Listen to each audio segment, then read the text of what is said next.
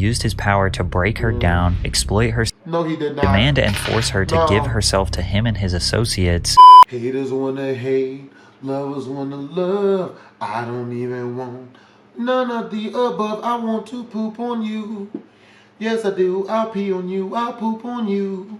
It's a love song, co-written by Dave Chappelle and R. Kelly. And with that being said, today we are here to talk about a different type of diddler. Ah, yes, none other than Vince McMahon. Oh boy, it really sucks because I used to watch a lot of Vince McMahon. I used to watch a lot of WWE back when it was called WWF. But that's different because this time a dude wasn't doing it to a dude. He was rubbing his anus in a female's face and she didn't even give him money to do it. Let's do this.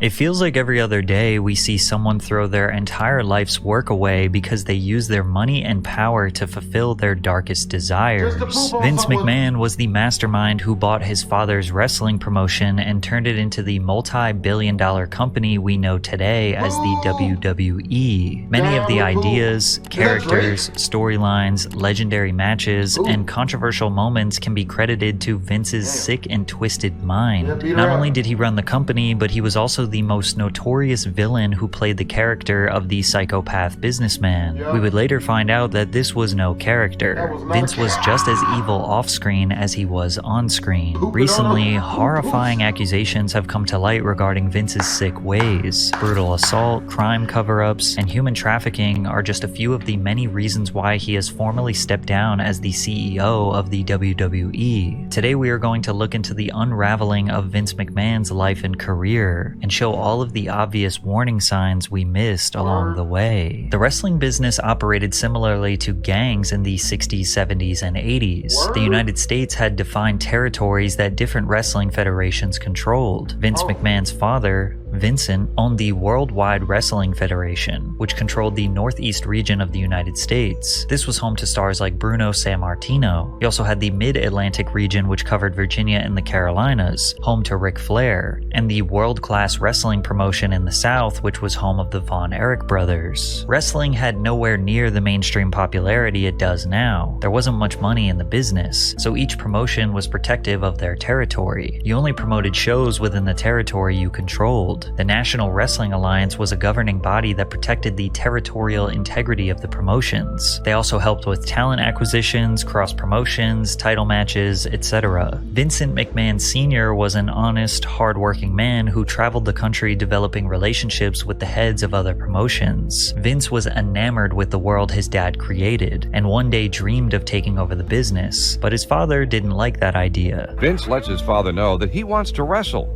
His father is adamantly opposed. He wanted me to have a more secure future. He wanted me to be an accountant or an attorney or something like that, and I really wasn't cut out for any of the above. In 1972, his father finally gave him an opportunity to be a promoter all the way in Bangor, Maine, one of the smallest and most difficult places to generate excitement and revenue. So Vince Jr. came up with the genius idea of taping the matches and shipping those tapes across state lines to get people to start watching wrestling on television. Some people looked at this as undercutting or stealing from other territories, but over the next decade, Vince helped his father bring the business to new heights, bringing in stars like Muhammad Ali and tripling their television ratings in the region. However, the landscape of wrestling would shift dramatically when in 1982 his father was falling deathly ill from cancer. He wanted the WWF to remain a Northeast promotion and control the New York City area, but Vince Jr. had big dreams of becoming a national promotion and establishing a global presence. He bought the company, and shortly after, his father passed away. Now Vince was on a warpath to infiltrate every territory and take their business. And that started with Andre the Giant. Standing at 7 foot 4 inches and over 500 pounds, Andre was a sight to behold, and everyone around the world was eager to watch him compete. While working for Vincent, Andre would travel across territory lines and get paid a fee to help draw bigger crowds to smaller promotions. Hulk Hogan was another traveling star who was based out of Florida but would cross territory lines for a fee. But when Vince took over, he put an end to this. Wrestlers signed to the WWE WWF would only be able to wrestle for the shows he controlled, which was basically every state from Pennsylvania to Maine. This business practice is extremely common now, as you never see a football player jump from one game in the NFL to one game in the XFL, or a fighter have one match in the UFC, then a fight in Bellator, then back to UFC. They sign exclusive contracts for a certain number of matches. But back then, Vince's business practices were considered destructive to this industry. He began signing top talent from all territories to exclusive contracts with the WWF. Some of those wrestlers included Andre the Giant, Hulk Hogan, Rocky Johnson, Roddy Piper, Bret Hart, Mr. T, Randy Savage, The Ultimate Warrior, Ricky Steamboat, just to name a few. Vince started the Atlantic and Pacific Wrestling Corporation by partnering with Mike LaBelle in Southern California. Then he purchased Mike's shares of the company in 1982, which gave him full control of New York City, Philadelphia, and Los Angeles. To continue his dominance, he used his relationships at War TV to pay $2,500 a week for a Saturday morning time slot on Los Angeles' Channel 9 KHJ-TV. But McMahon didn't expect to make a dime. He saw TV as a promotional expense to boost the gates of live shows. The WWF was being broadcasted nationally on Monday nights on the USA Network, so the whole country was being exposed to the brand. But that wasn't enough for Vince. He began a full-on invasion strategy to take out all his competitors city by city, like when he acquired a local TV station, WAKR-23 out of Akron, Ohio, with reach to Cleveland on January 8th, 1983. Then later that year, the WWF debuted on WCPO-9 in Cincinnati, which was an established Georgia Championship Wrestling territory. From there, the WWF entered World Championship Wrestling territory in Dayton, Ohio, purchasing the exclusive rights from WKEF-22 to replace the WCW broadcast with WWF's broadcast. One by one, Vince would enter a city controlled by another promotion, then buy out their TV time slot to air WWF. If he couldn't buy out their TV slot, then he would buy out their top talent, but most of the time, he did both.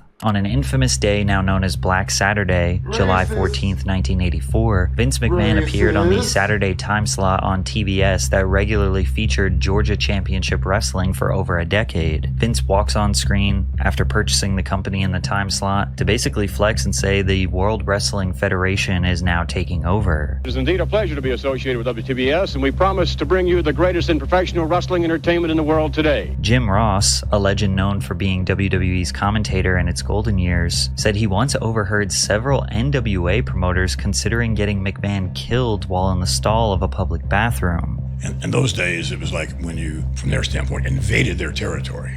It was like, well, okay, them is not just fighting words. It's like, there's so many times when people threatened me, and it was like, the last guy I said, like, you better get, if you want to take credit for it, you better get me quick. Now, it can't be confirmed if this was a serious consideration or tongue-in-cheek, but it can't be denied how much men like Jim Crockett, Bill Watts, despised Vince for taking away their livelihoods. However, others just look at this as natural competition. America was founded on capitalism, and you should not get comfortable as a business person, because eventually someone is going to come and take your spot. If you don't adapt, you die. And by 1988, Vince McMahon fully decimated the territory system. Now the WWF was the biggest and best national wrestling promotion in the sport. This made it extremely easy for Vince to acquire the best talent throughout the 90s, as the World Wrestling Federation became home to rising stars like The Undertaker, Shawn Michaels, Stone Cold Steve Austin, Matt and Jeff Hardy, Triple H, Mick Foley, Kane, The Rock. It seemed like Vince's only competition was with himself. They were selling out stadiums all over the country and broadcasting their events nationally every week. With that being said, the pressure to remain number one was at an all-time high.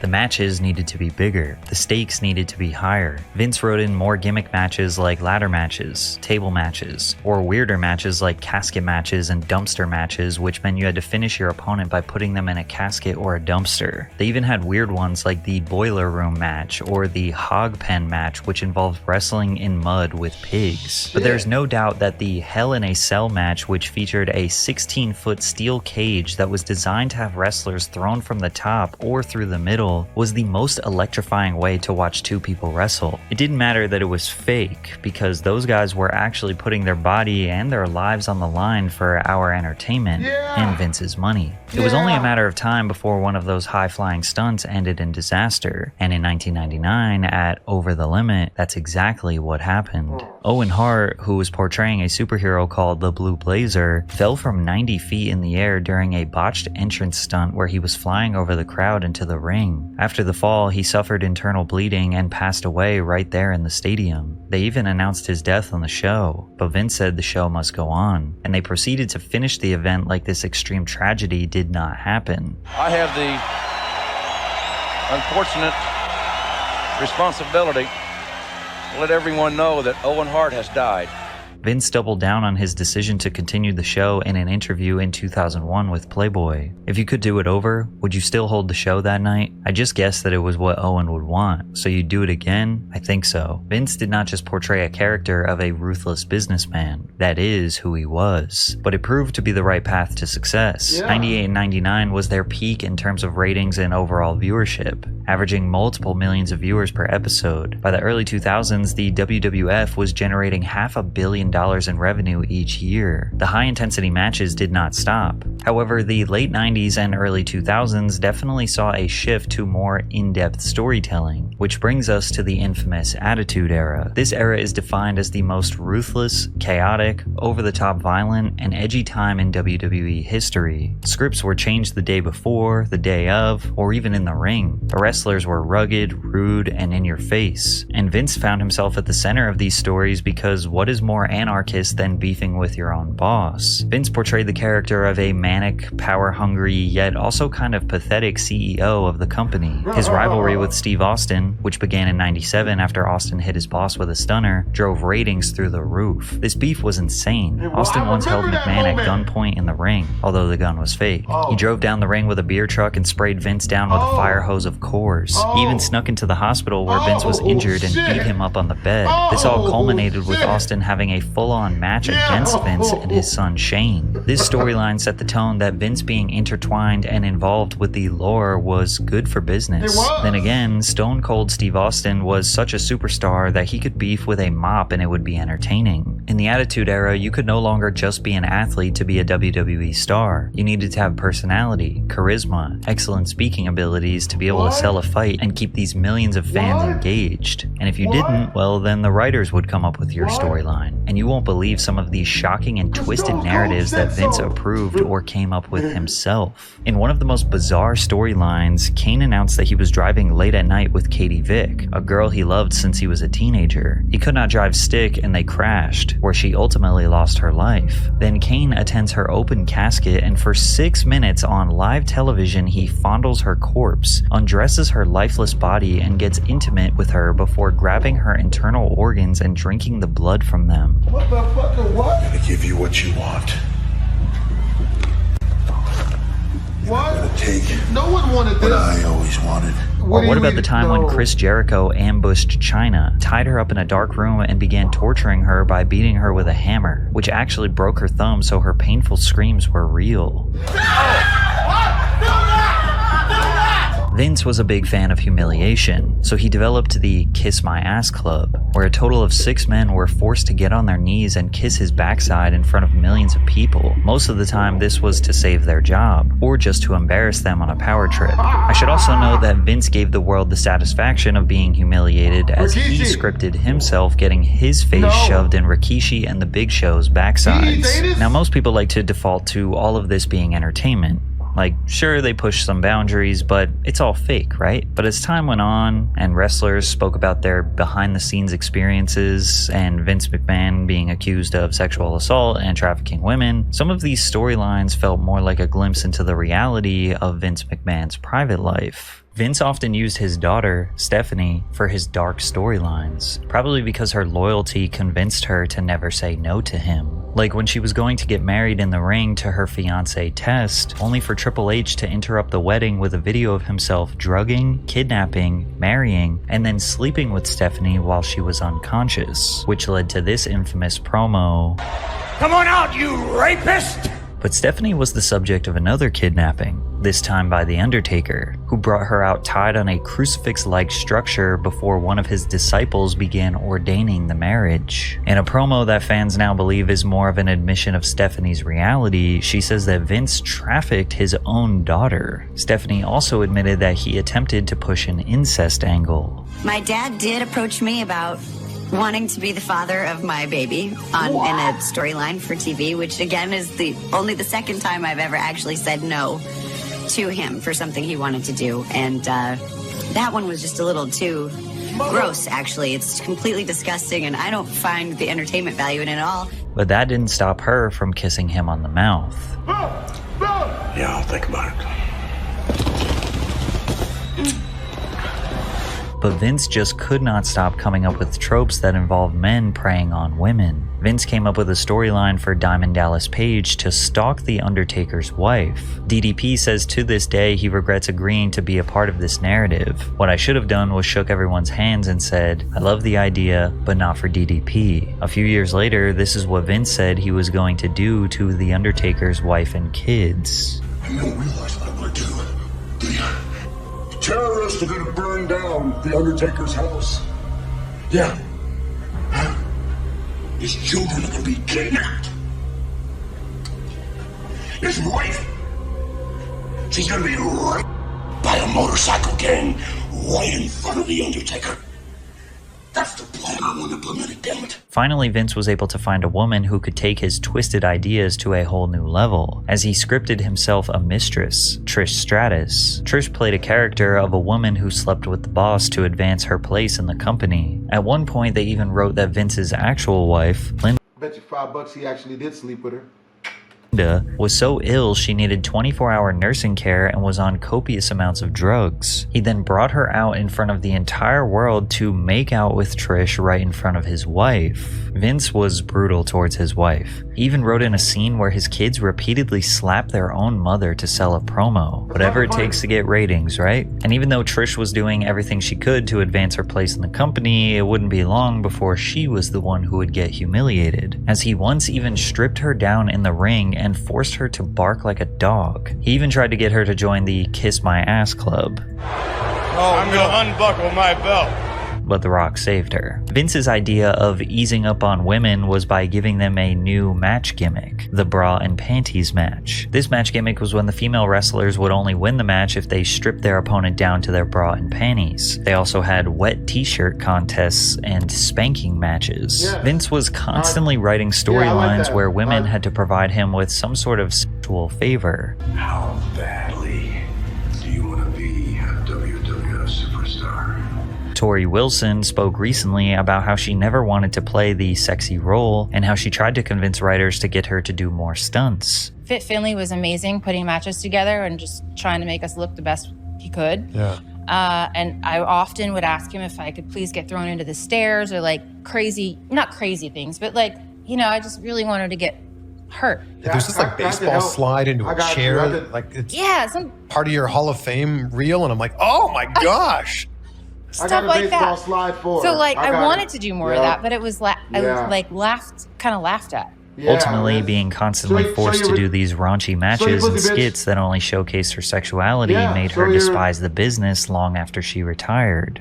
But there's also something about wrestling that has always felt super dark to me, and like I'm just really sensitive to it. So so are you going to pull out I your say no breast, to a lot of or signings because I feel like that darkness, and it doesn't feel good. It's taken a long time. Like I didn't watch wrestling. I didn't want anything to do with wrestling for many years after I left. Mostly because I just had like a certain amount of like PTSD from like being so vulnerable out there and feeling like I was put in this kind of like raunchy role that wasn't me. So while most people thought that these raunchy matches, risque promos, and twisted narratives were just Vince McMahon going over the top to boost ratings, we found out 2 decades later that it was even darker behind the scenes. It was so bad for Ashley Massaro that it ended her life.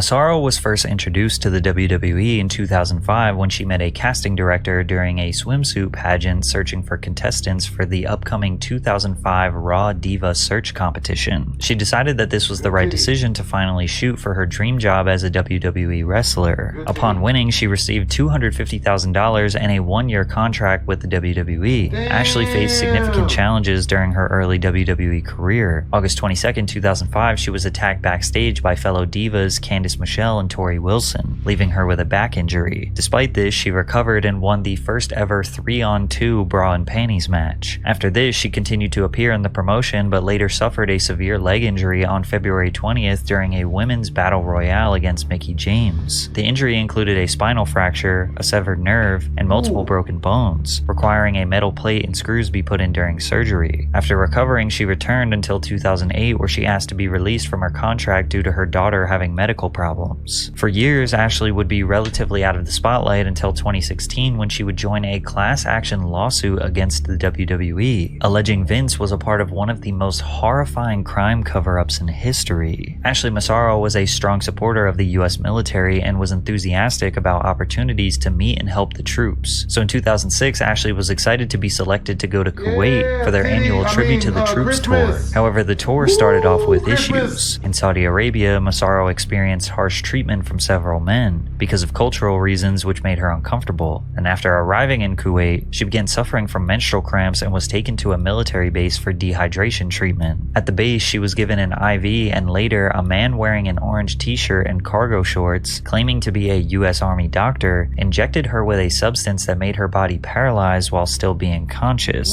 He then moved her to a non-treatment room where the man violently R-worded and sodomized her while a woman guarded the door. After returning to the US, WWE's Dr. Rios called a meeting with Ashley Massaro to discuss the incident. She was unsure how he knew about it, but suspected it might have been someone on the tour who reported it. She agreed to tell him what happened as long as Rios kept it confidential. However, Dr. Rios told Vince McMahon, who then brought in executives for a meeting where Massaro was asked to detail what happened in Kuwait. She said, "Vince did at least apologize for what I went through, but then stressed that if I disclosed this incident, it would ruin the relationship between the WWE and the US military. He told me to not let one bad experience ruin the good work they were doing. His lack of sensitivity in referring to my ordeal as one bad experience left me speechless." In a filing the next month, WWE called the claim a stale and baseless allegation and denied Massaro had ever reported a sexual assault to anyone affiliated with WWE, saying she had been heard telling others that the doctor had done an inappropriate pelvic exam before a judge dismissed the case in 2018. Less than a year later, Ashley wrote letters back to all of her fans that were sharing love and support for her bravery. Then the next day, Ashley tragically passed away on May 16, 2019. She was 39 years old and is survived by her daughter. An important statement that Ashley made during this lawsuit was never released to the public until 2024 to back up Vince's new allegations by Janel Grant, which we'll get to in a second. Ashley's statement said the following: "During my time with the WWE, I had observed Vince McMahon making out with other divas in the locker room, but he never paid any attention to me, and I assumed I was not his type. This changed after my Playboy cover was released. I was fortunate enough to be allowed to fly on the company jet and stay at the same hotels as the executives for a period of time. On one of these occasions, Vince was attempting to get me alone with him in his hotel room late at night, and I felt extraordinarily uncomfortable. He began calling the hotel room phone and my cell phone non-stop. I called Kevin Dunn, a producer, to explain the situation, and he said I should tell Vince I was not feeling well and would see him on TV the next day, so I did. Immediately after that night, Vince started writing my promos for me. Vince does not write promos for female wrestlers. That is the job of the creative department, and he certainly wouldn't have, under any normal circumstances, written a promo for me. But he did, and the promos were written with a clear intention of ruining my career. In addition, after that night, each time I walked by him, he would make vulgar sexual comments that were clearly designed to make me uncomfortable. These claims can be backed up by former boyfriend and wrestler Paul London, who said that Vince was constantly putting predatory pressure on her.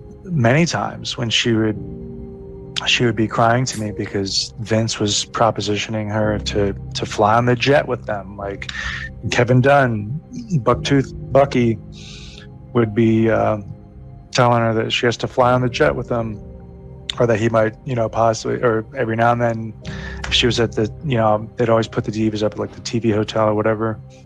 you know, he'd be knocking on her door and, you know, trying to get her to answer. And it's just like, I'm shocked this Vince stuff is just now coming out. The walls were slowly closing in on Vince McMahon. He was able to escape Ashley Massaro's horrible allegations, but it was only a matter of time before his evil past would catch up to him. In 2022, Vince McMahon agreed to pay more than $12 million to 4 women who were affiliated with the WWE over the course of 16 years. It's alleged that the women also signed agreements which prohibited them from discussing their relationships with McMahon. The settlements include a $7.5 million pact with a former wrestler who alleged that Vince McMahon coerced her into giving him oral sex and then demoted her, and ultimately declined to renew her contract in 2005 after she resisted further sexual encounters. This controversy was enough to make Vince McMahon finally step down as CEO of the company. But in January of 2024, Vince was slapped with another lawsuit, this time jam-packed full of evidence that would make the whole world understand who he truly is. Janel Grant, a former WWE employee, accused Vince McMahon of abuse, sexual exploitation, and humiliation during his tenure as chief executive. Grant alleged that McMahon lured her with promises of career advancement, but then exploited and trafficked her to other men within the company. Grant first met McMahon in March of 2019 through a manager in her apartment building, where McMahon also lived. She was seeking employment after her parents' deaths. McMahon promised her a job at WWE and showered her with gifts, but the meetings turned inappropriate when one time McMahon approached her in his underwear and pressured her into sexual situations. As such, when McMahon pushed Miss Grant for a physical relationship in return for long-promised employment at WWE, she felt trapped in an impossible situation, submitting to McMahon's sexual